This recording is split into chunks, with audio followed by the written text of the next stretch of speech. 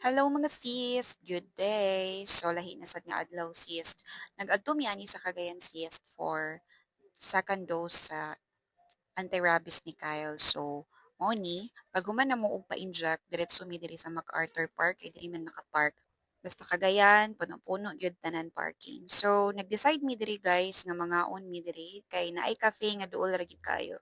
So since na naman mi diri di na mi mag-adto og layo kay gutom na jud pud kaayo.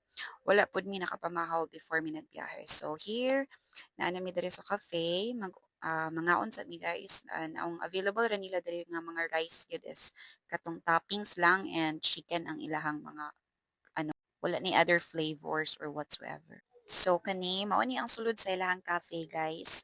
Cozy kay siya sa sulod no.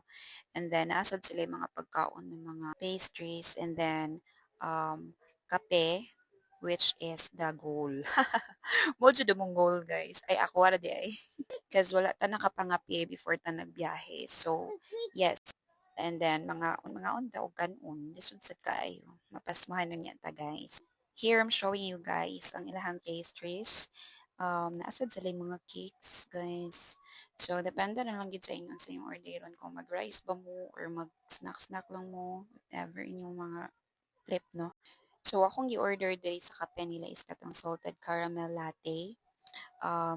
Gusto na ko i-try mga ilahang kape jud actually kape jud akong gusto i-try. So kana guys, mo na mong na-order and chicken to siya tanan.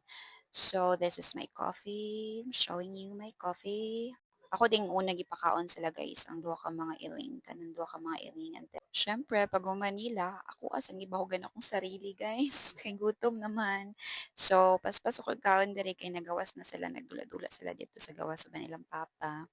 So yes, nag-moments ako diri no, kape-kape kaon na paspas hungit oy, gutom. For that, nang limpyo ko sa akong table guys, ipanghipos na ako and then gibutangan ako ng alcohol ilahang table.